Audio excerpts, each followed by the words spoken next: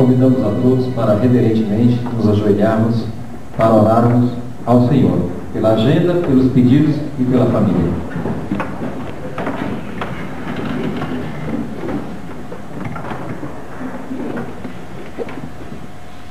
Amado Pai Celestial, nós nos achegamos ao Senhor porque confiamos no Teu poder, na Tua misericórdia e no Teu tão grande amor. Amém.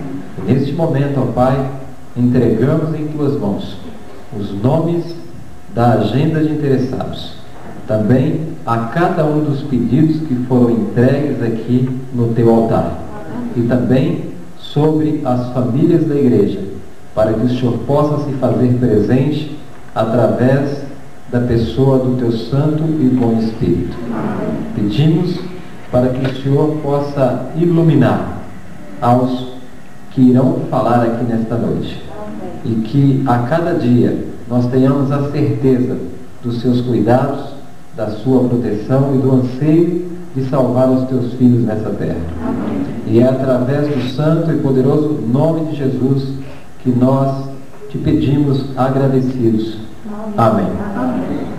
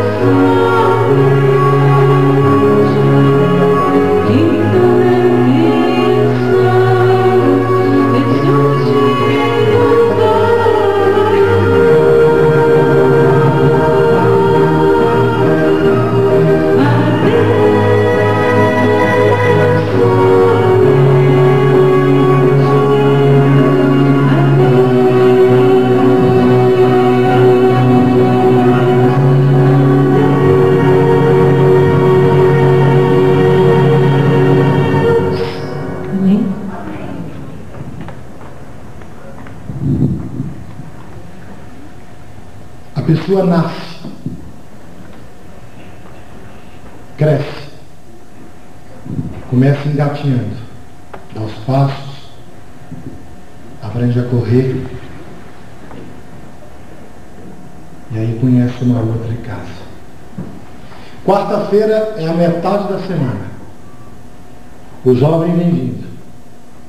E na metade da vida dele, ele forma um lar. Aí a outra metade, ele vai ver outros crescerem, correndo em direção à formação de outro lar. Estamos na metade. Coincidiu de estarmos numa semana de oração para jovens. E a gente vem com esse pensamento, que no meio da semana, a mensagem do lar vai ser uma bênção. Essa é uma semana de oração onde os jovens vêm desenvolvendo um tema. E o tema escolhido para hoje foi sobre o lar. E agora a gente vai fazer uma oração antes da nossa mensagem. E nós vamos chamar um casal. Tem um casal formado aí na igreja, que poderia ser um voluntário. Já que é uma semana de oração jovem, temos o casal mais jovem aí, o irmão que está na frente do Noel. Os dois poderiam vir. A irmã oraria primeiro e depois o irmão, aqui da frente, e a gente iniciaria o nosso culto de oração. Na Igreja Adventista do Sétimo Dia, a quarta-feira é reservada para os cultos de oração. E simbolizando todo o futuro do jovem, temos aqui dois jovens de cabelos brancos, que demonstra para os jovens que estão vindo, para essa nova geração que desponta dentro da igreja, a esperança de permanecer unidos e firmes na graça de Cristo. Amém. Então a irmã faça a primeira, o irmão conclua, pedindo pelos jovens, pelos lares, pela família, certo? E a gente vai ficar de joelho, como é um costume nosso.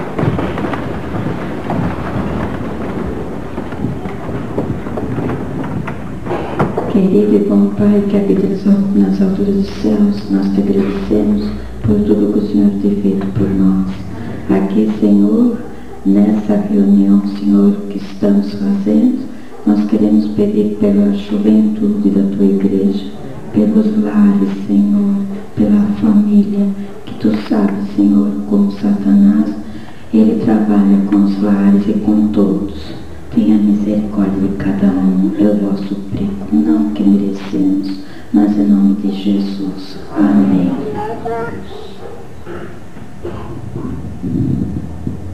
Querido Deus, amado Pai que está nos céus, na qualidade de seus filhos, estamos nós, de joelhos prostrados, para agradecer tudo o que tem feito por nós.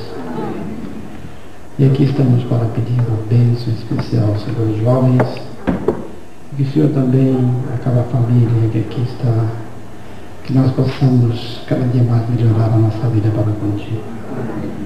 Derrama uma especial sobre o mensageiro desta noite, para que ele não fale em si, mas fale assim inspirado pelo teu Santo e bom Espírito.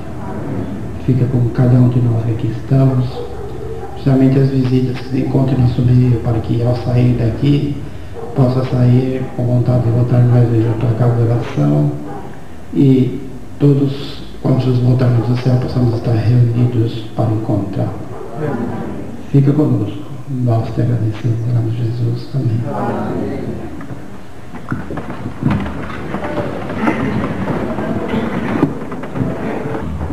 Sabe acolher. Tem pessoas aqui que a gente considera como mãe, como avó, como pai. E é por isso que nós estamos fazendo esse culto do lar aqui. A igreja em si pediu para eu apresentar essa parte da congregação que está aqui na frente. Muito bem. Ali são os meus pais, eles vieram de Fortaleza, o irmão Cavalcante e a irmã Helena. E eu tenho ali um irmão, que é o João Luiz, junto com a esposa. Eles moram no México e fazem medicina lá. Eu tenho a minha irmã mais velha, a Hilda. Ela é uma psicóloga e faz medicina na Universidade Federal do Rio Grande do Norte. Tenho a minha esposa, com os meus 2 filhinhos, bastante conhecida lá de vocês. E aqui no começo tem um belo casal. Um casal bastante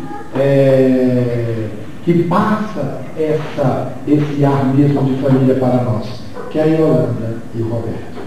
Eles não são adventistas e está aqui nos visitando. Ela é prima da minha mãe.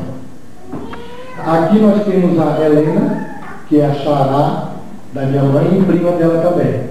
Aqui nós temos outro casal, que é o Walter com a Silvana, que são primos meus, filhos da Yolanda, que foi apresentado. Nenhum deles são adventistas do sétimo dia. A sua filha, uma de um lado, e a outra, que é a Carminha, lá no canto, junto com o seu filho. Temos a filha da Helena, que é essa de vermelho, e aqui no canto temos também um casal. Casal muito unido, são 2 primos, o primo Antônio com sua esposa. Né? E aqui temos um outro primo, que é o primo João juntamente com sua filha e seu esposo, que é um casal muito simpático, e os seus 2 filhinhos. Eles vieram, pelos convites nossos, 2 filhinhos da filha. Não, do meu filho. Ah, do outro filho. Okay. Muito bem. E vieram porque aceitaram o convite para participar desse culto familiar. Realmente é um culto familiar. E o jovem, quando tem uma família, o jovem é um jovem alicerçado. Por quê? Porque o jovem sabe de onde está vindo, porque ele sabe que tem uma casa. O jovem sabe para onde está indo, porque a casa está mostrando para ele. E o jovem sabe também o que ele quer, porque os pais ajudaram. Então, a mensagem de hoje, ela é a base, é a solidificação do jovem, que é a família, que é o lar, que é a casa, que é o aconchego, que é o carinho, que é a aceitação da família. Quantas vezes eu não fui mal compreendido por terceiros e os meus pais sempre me compreenderam? Quantas vezes nós não somos mal compreendidos por outras denominações e a nossa igreja, como nossa família, sempre traz o aconchego para a nossa compreensão? Vamos para a Bíblia.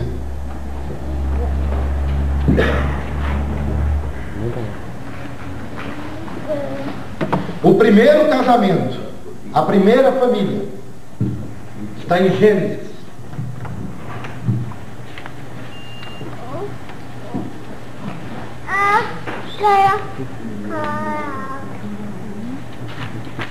Gênesis capítulo 2, versículo 24. Portanto, deixará o homem a seu pai e a sua mãe, e unir-se-á a sua mulher, e serão uma só carne. Mas vejam, Deus havia criado o homem e fez com que o homem dormisse. Gênesis 2, versículo 21. Então o Senhor Deus fez cair um sono pesado sobre o homem, o Adão, e este adormeceu. Tomou-lhe então uma costela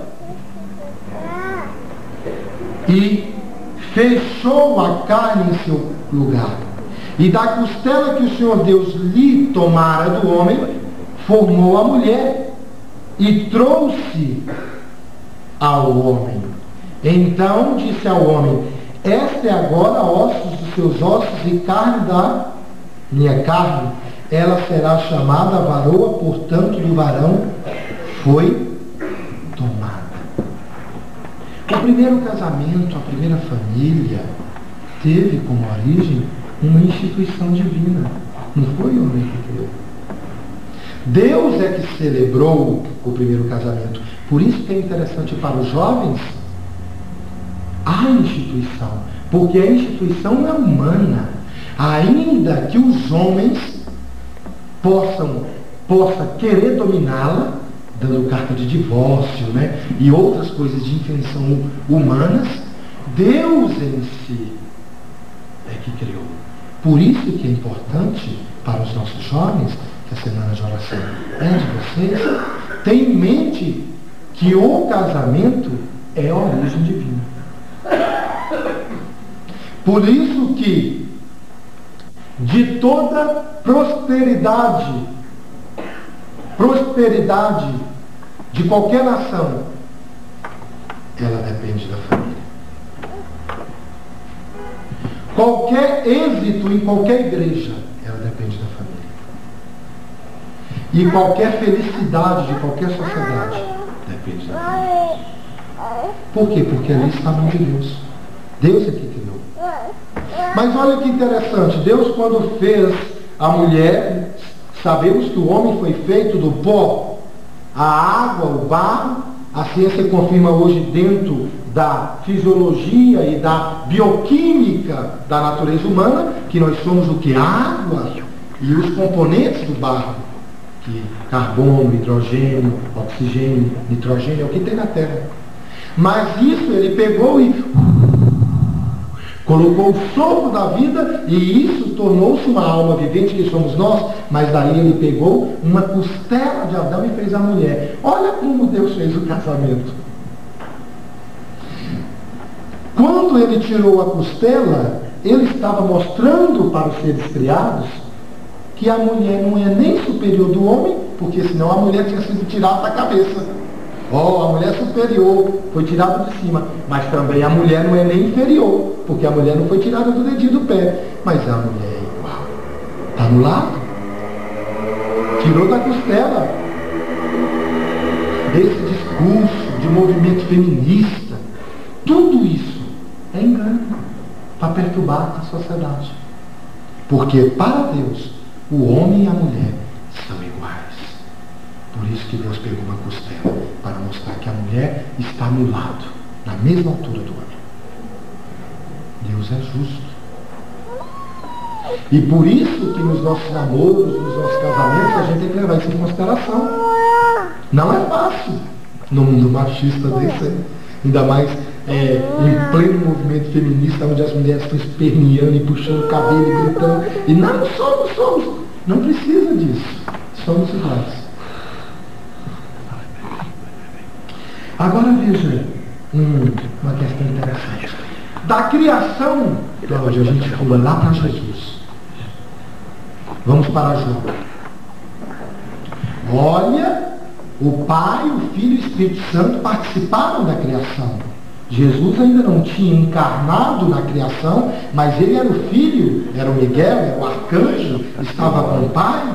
Quando ele esteve na terra, ele encarnou, não reencarnou, ele encarnou o Verbo, né? Mas olha, quando Jesus, o Filho, apareceu na terra, olha o que Jesus fez. São João, o Evangelho segundo João, no capítulo 2.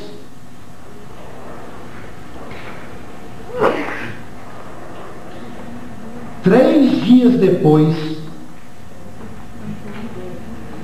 de quando Jesus chamou os primeiros discípulos, 3 dias depois, houve um casamento.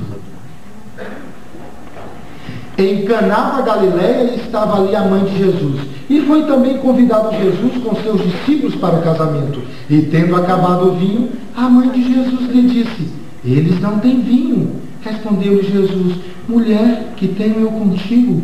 Ainda não é chegada a minha hora. Disse então sua mãe aos serventes: fazei tudo quanto ele vos disser. Ora, estavam ali postas 6 talhas de pedras para a purificação dos judeus, e em cada uma cabiam 2 ou 3 metretas. Muito bem. Que dava aproximadamente 40 litros. Ordenou-lhe Jesus, em cada uma, né? Eram 6, em cada uma 40 litros. Ordenou-lhe Jesus: enchei de água essas talhas. E encheram-na até em cima. Então lhes disse: tirai agora e levai ao mestre-sala. E eles o fizeram. Quando o mestre-sala provou a água tornada em vinho, não sabendo de onde era, se bem que sabiam os serventes que tinham tirado a água, chamou o mestre-sala ao noivo e lhe disse: todo homem põe primeiro o vinho bom, e quando já tem bebido bem, então depois o pior. Mas tu guardaste até agora o bom vinho. Assim deu Jesus início aos seus sinais em Caná da Galileia. Qual foi o primeiro milagre de Jesus? A transformação da água no vinho puro, ou no puro suco de uva. Porque a tradução grega aqui é mosto, que é o suco de uva puro. Não é o vinho, não é o suco fermentado, não é o vinho. Nós sabemos isso. Mas veja, o primeiro discípulo de Jesus foi o primeiro milagre de Jesus foi exatamente aonde? No casamento, no lar. Se Jesus havia feito o casamento lá, o preparo de uma instituição solene, nada mais lógico para os jovens, para um exemplo para vocês, de Jesus começar o ministério dele aprovando novamente uma instituição divina. Ali Jesus começou, no lar. Ele criou e depois aprovou, mostrando que o lar é algo sagrado. Nós sabemos que são 3 instituições que foram criadas no Éden. Estamos explorando uma só. As 2 são segredos para as visitas, giram muitas vezes. Mas tem 3 instituições que Deus criou no Éden. 3 são sagradas. Elas nunca acabam. E todo discípulo está erguendo ela agora. Hoje estamos explorando uma, que é o casamento. As outras 2 a gente fala até agora. Olha a importância de um lar, jovem. Por isso que é sério, é uma coisa muito séria, e a gente paga um preço quando a gente começa a formação de um lar, não da maneira correta. Porque tem 2 maneiras de você começar o lar. Ou começando com o pé direito, ou com o pé esquerdo. Na maneira linguajar de falar. Você pode começar corretamente, ou pode começar incorretamente. Se você começar incorretamente, você vai ter que ter estrutura para corrigir os passos.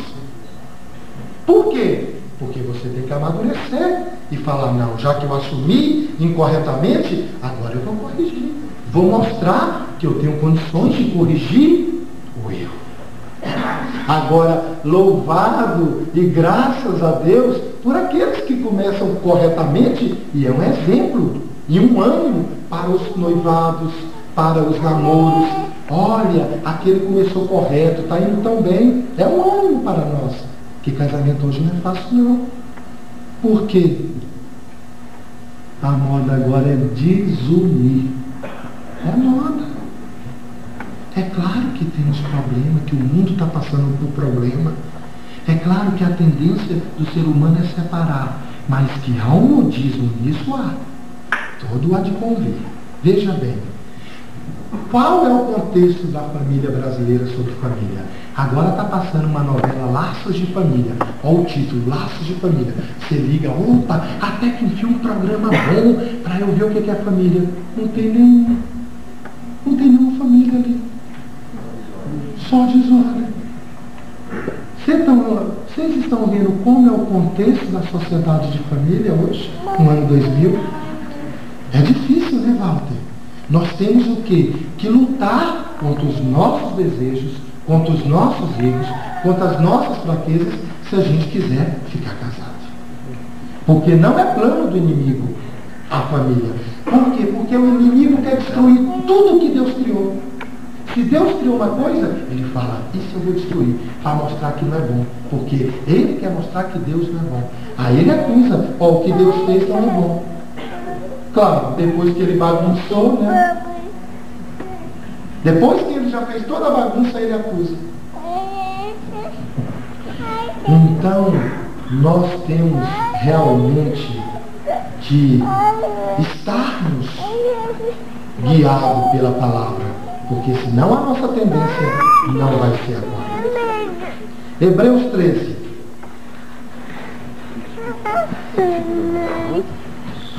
Hebreus 13, 4. É lindo esse versículo, Yolanda. É lindo. Você não está com a Bíblia, mas eu vou ler para você. É lindo, lindo. Olha só. Honrado seja entre todos o matrimônio e o leito sem mácula, pois os devassos e os adúlteros Deus os julgará. É a base. Se Deus instituiu, Deus quer preservá-lo.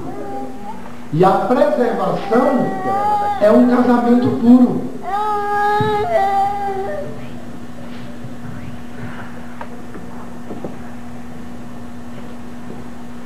E a preservação é um casamento puro.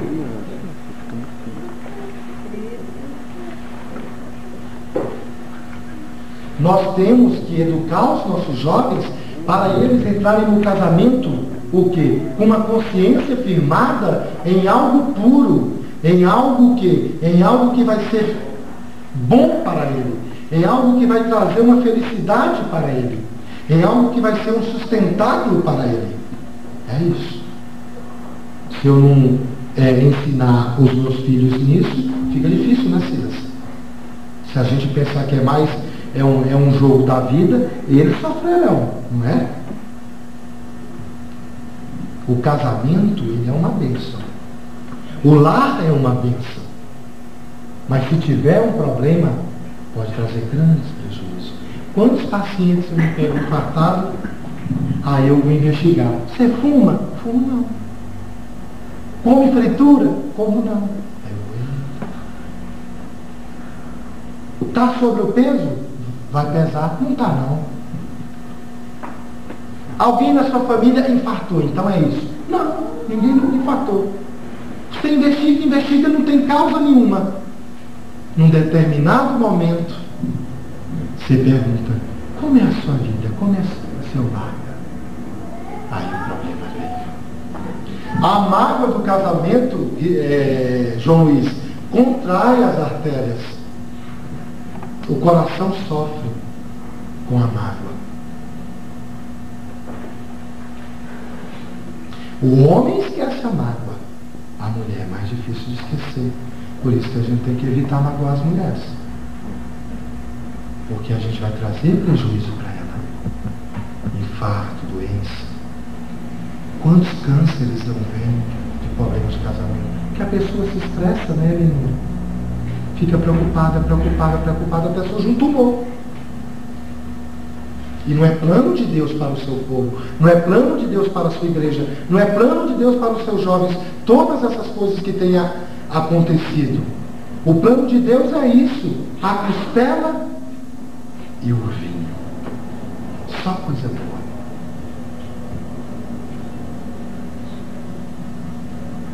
Uma instituição divina que deve ser restaurada antes dele vir. Aquele que está apoiando o casamento está apoiando Deus. Aquele que apoia o lar está apoiando Jesus. Aquele que apoia a família está apoiando a salvação da sociedade.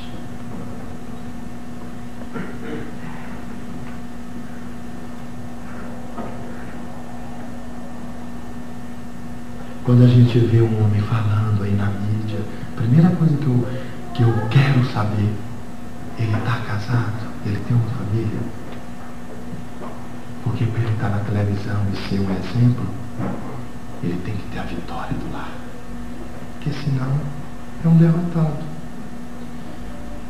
Uma pessoa que trabalha comigo separou-se. Aí parou uma enfermaria. O Fernando já viu alguns pacientes chorarem na minha frente. O Fernando já viu o médico chorar na minha frente. Só que essa ele não viu. Ela chegou, sentou num canto e de repente ela falou: você sabe o que é um fracasso de casamento? Falei, sei. E ela chorou e disse que o maior fracasso da vida dela está sendo agora, porque ela está com o lar desfeito. Dói, né?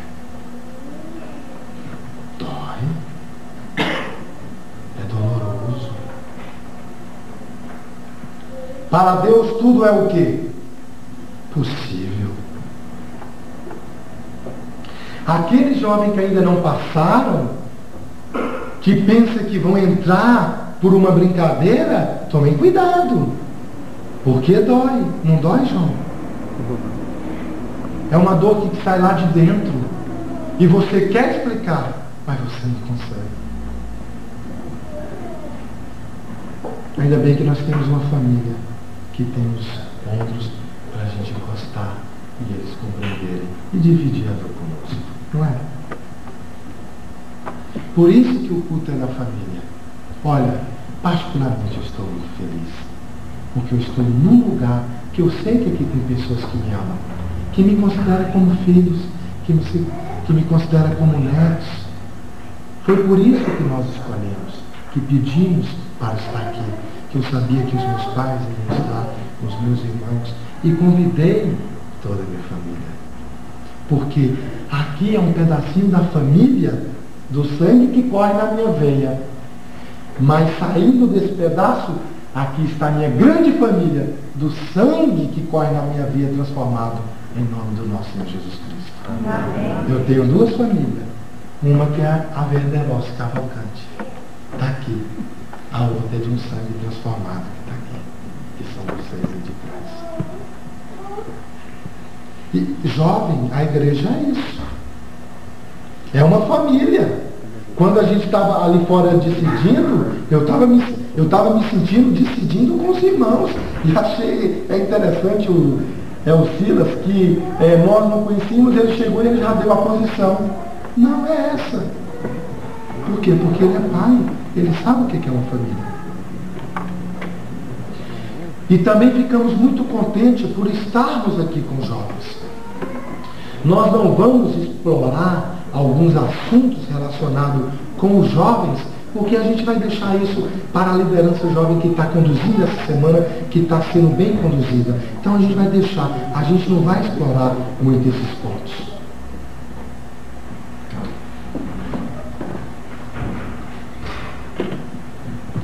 Tem um pontinho aqui interessante que a gente poderia ler, que é uma iluminação para nós. É aquela parte de Efésios, né? Aí a gente já parte para a conclusão. Efésios 5. Olha que interessante sobre o homem e a mulher.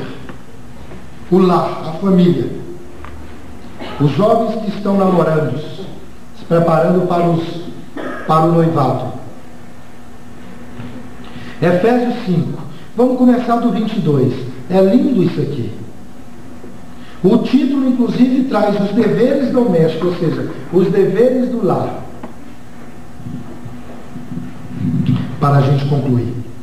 Vós, mulheres, submetei-vos aos vossos maridos como ao Senhor. Você sabia que tem pessoas, homens, que chegam aqui e pensam que a submissão é colocar o pé? Mas olha que interessante aqui, jovem. Porque o marido é a cabeça da mulher, como também Cristo é a cabeça da igreja, sendo ele próprio o salvador do corpo. É claro, a mulher tem muito mais amor do que o homem. Então Cristo deu um aviso para o homem, ou deu um aviso para a mulher: sede submissa, porque a mulher tem mais amor do que o homem. Olha o que o versículo próximo faz. Assim, 24. Assim como a igreja está sujeita a Cristo, Cristo põe o pé na nossa cabeça? Não. Olha como é a sujeição da mulher para o marido. É como nós para Cristo. Já pensou o nosso relacionamento com Cristo como que é?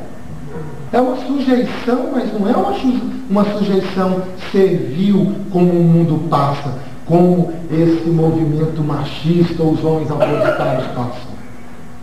Ele falou como é essa sujeição, assim como a igreja é com Cristo. Veja só, assim também as mulheres, ou seja, em tudo aos seus maridos. Se o lar não funcionar isso, João Luiz, não vai para frente, porque aqui é a base. A mulher é submissa porque o homem é a cabeça. Claro, a mulher tem mais coração do que o homem. Então o homem é a cabeça e a mulher é o coração. A mulher tem o amor, o homem tem a razão. Olha o que fala aqui. Vós, maridos, amai as vossas mulheres. Por que Jesus falou para os homens amarem as mulheres? Porque o homem tem menos amor. Entendeu? A mulher, Jesus não precisa, porque a mulher sempre ama. Sempre. Sempre. Olha, o homem pode fazer o que quiser, mas a mulher sempre vai ter um pouquinho de amor ainda para dar. O homem não. Por isso que a relação foi essa. O homem precisa amar. A mulher precisa ser o quê? Submissa. A mulher precisa escutar o homem. Ouvir. Mas o homem tem que amar. Agora a mulher, João, ela só tem que ser submissa e te escutar se você amar. Se você for aquele pilantrão, aí não funciona. Você tem que estar dentro do seu dever e ela dentro do dela. Para funcionar, João. É um circuito. O homem ama e a mulher escuta. Então as mulheres só escutam se ele estiver amando. Se ele não estiver amando, eu vou escutar para que ele não me ama. Ele não está sendo um verdadeiro cristão. Agora, se o homem amar, aí as mulheres escutam. Não, ele é cristão, ele está me amando, então eu vou escutar. Aí o lar, aí o namoro, aí o noivado funciona. É assim. E veja, vós maridos amai, lá no 25, assim como Cristo amou a igreja e a si mesmo se entregou por ela. Nós homens, na nossa natureza humana, a gente não consegue penetrar, Silvana, dentro disso, né? Assim como Cristo se entregou, a gente se entregar pela mulher, não dá falta. É muito corre-corre, é muito trabalho, são muitos compromissos de pagamento que a gente tem, é muita música, é muita televisão, e a gente não sabe o que é mesmo se entregar para a mulher como Cristo se entregou. O mundo nos absorve. Aí fica um vácuo no casamento. Aí Cristo fala, tudo porque vocês não querem, porque está escrito, é só se entregar que você vai trazer felicidade a ela. Por isso que muitas mulheres falaram, mas eu queria senti-lo mais, eu queria tê-lo mais. A queixa hoje das mulheres que estão aí divulgando qual é? Ah, eu quero ter o meu esposo. E a queixa do homem? Eu quero ter um lar. Então a mulher, no fundo, ela sente que o homem não há uma entrega totalmente para ela. Tanto é que nas reportagens, aí nos livros que vocês leem, veem hoje da sociedade moderna, a queixa da mulher é, olha, eu não sinto ele, parece que ele está na casa, mas eu queria mais, eu queria sentir uma entrega maior. Mas a parcela da sociedade moderna tem uma culpa nisso. Nos absorve. E aquele que não está lendo a palavra, vai o quê? Na mídia, vai na massa. Pensa que chegou em casa, liga o som, liga a televisão. Vamos ver isso. Antes de, vamos pôr uma calmaria e escutar o que Deus tem para falar aqui para nós, para a gente poder transmitir um para o outro. E veja, isso aqui no versículo 26. A fim de a santificar, tendo-o purificado com a lavagem da água pela palavra, para apresentá-la a si mesmo, igreja gloriosa, sem mácula, sem nem ruga, nem qualquer coisa semelhante, mas santa e irrepreensível. A gente já explorou muito essa palavra irrepreensível aqui nessa igreja. E vamos explorar mais em agosto. Em agosto vamos estar aqui 3 dias. Serão 4 pregações. É um final de semana. E a gente vai explorar muito isso. E aí repete, assim devem os maridos amar suas próprias mulheres como os seus próprios corpos. Quem ama a sua mulher, ama a si mesmo. Olha a profundeza. Para o homem é só amor, Cláudio. Não falou uma outra coisa sequer. Porque Deus sabia que o homem não tem um amor suficiente para dar para a mulher. Mas só há uma possibilidade, João Luiz, de você amá-la como está aí, se você recorrer à fonte do amor. Porque Deus é amor. Matamos a charada. Nós não conseguimos. Só com Deus. Cristo é a terceira pessoa do casamento. Você, a sua mulher e Jesus. Jesus é a fonte do amor. Ele passa para nós e nós passamos para ele. Aí funciona. Aí vai. E veja, paralelamente a isso, vejam que Cristo está falando o quê? Do amor com a igreja. E olha que interessante, a igreja não é essa instituição não, viu? É por isso que a gente vai na igreja católica, e aí vocês vêm aqui, e a gente vai em algumas igrejas. Olha o que Paulo fala em Gálatas 3,16. Ora, a Abraão e a seu descendente foram feitos as promessas. Não diz e a seus descendentes, como falando de muitos, mas como um só. E o teu descendente quem é? Cristo. Quem já assistiu aquela explanação nossa da cura sabática, do mesmo sangue, já viu que a gente explana isso e a gente acredita nisso. Que Deus está